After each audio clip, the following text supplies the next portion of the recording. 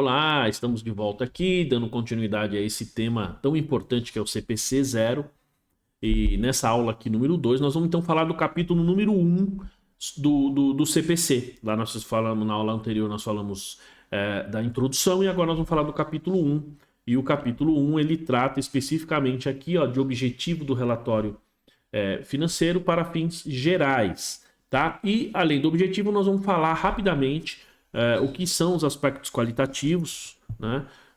E depois, na aula seguinte, a gente vai explicar, vai detalhar esses aspectos qualitativos de melhoria e os fundamentais. Mas nesse momento, o objetivo desse vídeo é principalmente falar aqui desse primeiro assunto, que já vamos entrar nele aqui, que é o objetivo do relatório financeiro para fins gerais. Então, esse aqui é o primeiro assunto, o primeiro tópico que a gente vai ver na sequência aqui, tá?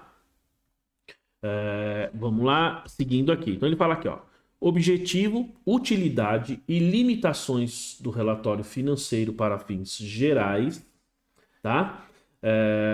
O objetivo aqui na verdade aqui esse ponto aqui em cima, ele é como se fosse um título, né? Um título. Então objetivo, utilidade e limitações do relatório financeiro para fins gerais, tá? Bom, o objetivo do relatório para fins gerais é fornecer informações financeiras sobre a entidade que reporta. Então, esse aqui é um outro conceito que a gente vai ver também, entidade que reporta, tá? Isso aqui é bem importante, parece que é algo bem simples, mas não é. A gente precisa entender a entidade que reporta, porque se você estiver falando de uma entidade única, tudo bem, mas se você está falando de uma entidade na qual ela participa em outras empresas, está falando de um consolidado, quem que está reportando, né? Então, às vezes a gente fala, demonstração da empresa, mas qual empresa? Tá? Então, esse conceito é importante, a gente vai detalhá-lo em breve. Bom, ele fala aqui, que sejam úteis para investidores, credores, por empréstimos e outros credores, existentes e potenciais, na tomada de decisões referente à oferta de recursos da entidade. Então, repetindo, o objetivo do relatório financeiro para fins gerais é fornecer informações financeiras sobre a entidade que reporta, que sejam úteis para investidores, credores por empréstimos e outros credores. Então, aqui é importante que ele fala em os existentes e os potenciais. Então, aqueles que já existem e aqueles que podem vir a se transformar em credores, né? Que vão falar assim, futuros emprestadores de dinheiro. Ok? Na tomada de decisão referente à oferta de recursos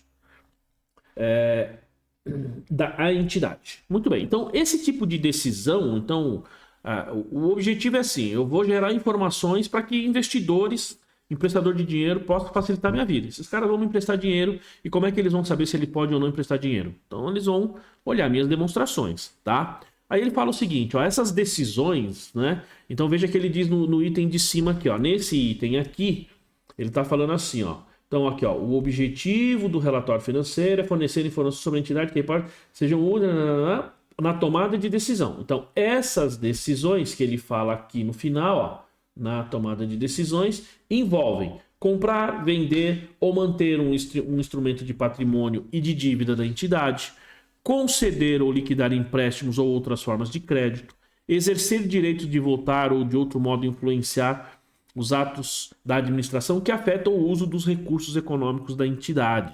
Então percebam que são definições, vamos falar assim, decisões, e aqui nós não estamos falando decisão só de vou pagar mais ou menos, vou escolher o fornecedor A, o fornecedor B. Aqui são decisões mais, vamos falar assim, que envolvem a empresa como um todo. Por exemplo, voltando aqui, vejam bem, ele fala aqui, comprar, vender ou manter instrumentos de patrimônio e de dívida. Então, por exemplo, eu sou um investidor, vale a pena eu comprar um instrumento de dívida? Vale a pena eu não manter esse instrumento? Enfim, o que vale a pena? O que é necessário eu fazer? E aqui a gente pode falar em termos de comprar, que tipo de fornecedor, a minha operação ela é interna, minha operação é externa, eu vou fazer essa operação no Brasil, fora do Brasil, vou me associar com outras empresas? Será que outros investidores vão querer colocar dinheiro na minha empresa? Outros investidores eles vão querer aí recursos, vão oferecer recursos para a empresa, os próprios bancos, né? Então tudo isso, pessoal, faz parte aqui dessas decisões, comprar, vender, manter ou instrumentos de patrimônio e de dívida, né? Conceder ou liquidar empréstimos ou outra forma de crédito e exercer direitos de votar ou modo de influenciar. Então, pessoal, é importante a gente entender aqui que nós estamos falando de relatórios para fins gerais. Pode ver que o próximo tópico aqui, ó, vou mostrar para vocês, ele já entra no próximo item aqui, ó, quando a gente olha aqui no CPC, ó, ele já entra aqui no capítulo 2, tá?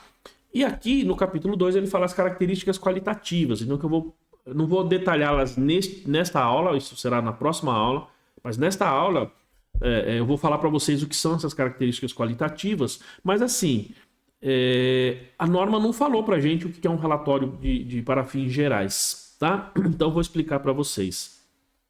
Um relatório para fins gerais é aquele relatório que ao preparar, que ao elaborar, ele atende todos os usuários, seja auditoria, seja órgãos de fiscalização, a gente pode falar aqui Receita Federal, Secretaria da Fazenda, prefeituras, então órgãos estaduais, as agências, o gestor, o tomador de decisão, bancos, clientes, fornecedores. Então, todo mundo usa a mesma demonstração.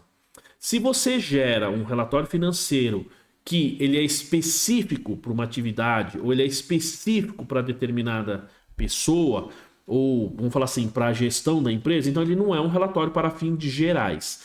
E se ele não for um relatório para fins gerais, esta norma não alcança, né? Ela não abrange esse tipo de demonstração. Porque, pessoal, é a mesma coisa eu falar de contabilidade gerencial. Na contabilidade gerencial, eu posso montar os demonstrativos, utilizar o conceito que eu quero. Ela é gerencial, é para que eu possa tomar decisão. Eu vou colocar dentro daquilo que eu acho, digamos assim, a melhor maneira de tomar decisão. Agora, se é para bancos, fornecedores, clientes, agências reguladoras, governos, enfim, tudo isso, ele tem um padrão.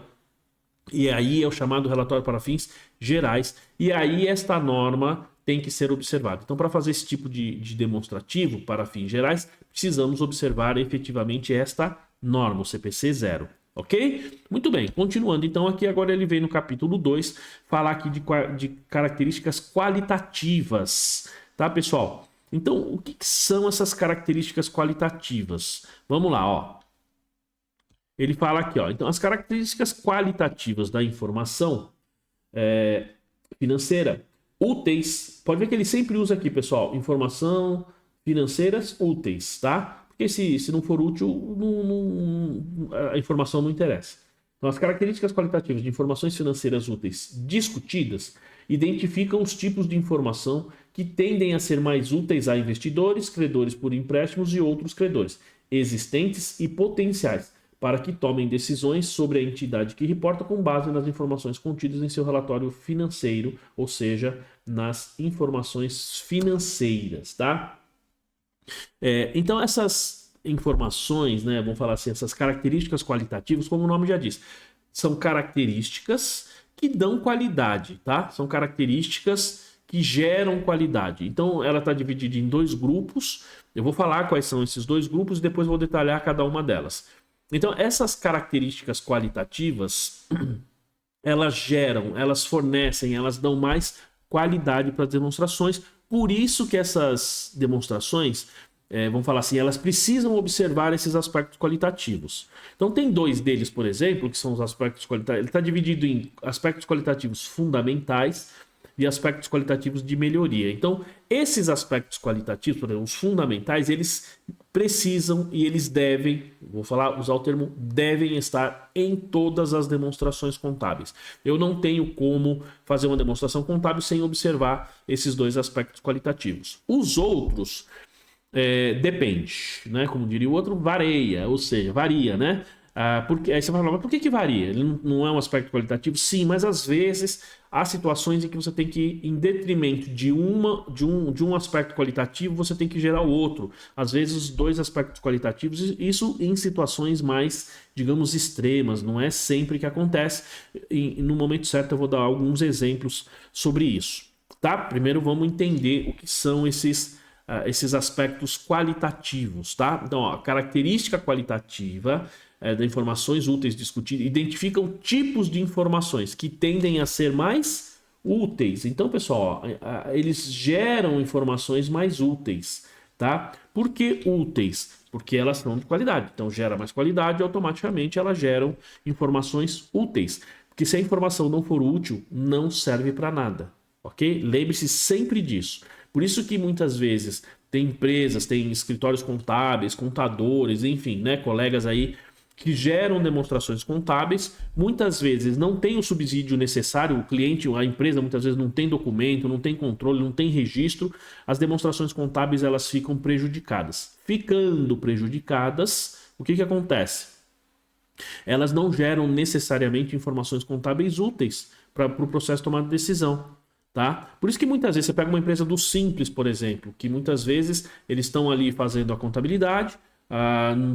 É muito comum isso, tá? Para empresas pequenas. Aí você não tem documento suficiente para conciliar banco, esse tipo de coisa. Aí muita gente vai lá e faz a contabilidade de uma forma simples ou simplesmente com aqueles documentos que tem na mão e elas não refletem o patrimônio da empresa. Aí você manda para o banco fala: não preciso desse balanço, tá? Não quero esse balanço. Me dá a relação lá o extrato do Simples. Esse é só um exemplo que ocorre muito. Por quê? Porque quando você mandar uma demonstração financeira para um banco e ele falar que ele não quer aquela demonstração, que ele quer algum outro relatório, é porque ele está entendendo que a sua demonstração não é útil. Ou seja, a informação que você está gerando ali talvez não seja informação, sejam somente dados e isso não é útil para a tomada de decisão. Pense nisso, ok? Bom, seguindo, então as características qualitativas. As informações financeiras devem ser úteis, então elas devem ser relevantes. Então nós temos aqui o conceito de utilidade ligado com relevância, tá? Com importância. E representar fidedignamente aquilo que se diz representar. Então se eu faço aqui uma letra A, veja que ela tem que ser uma letra A. Porque se eu faço essa letra aqui, isso aqui é uma letra B. Eu não posso falar que essa letra é uma letra A. Ou seja, ela não representa fidedignamente uma letra B. Desculpa, uma letra A. E aí eu estou dizendo isso porque se você tem um balanço que ele não apresenta adequadamente ativos, passivos, patrimônio líquido e resultados, significa que ele não está representando fidedignamente aquelas demonstrações contábeis daquele patrimônio. E aí a informação deixa de ser útil porque ela perde a relevância. Tá? Nós vamos entender isso um pouquinho mais. Seguindo, a utilidade das informações financeiras é aumentada se forem comparáveis, verificáveis, tempestivas e compreensivas. Então vejam aqui, pessoal, que aqui nós temos os aspectos qualitativos. Então nós temos aqui relevância e representação fidedigna. Essas aqui são as características qualitativas fundamentais. E essas daqui, comparabilidade, verificabilidade, tempestividade e compreensibilidade, essas aqui são as de melhoria. Por isso que ela fala, a utilidade da informação é aumentada, é melhorada. Tá? Então, por isso que a gente tem as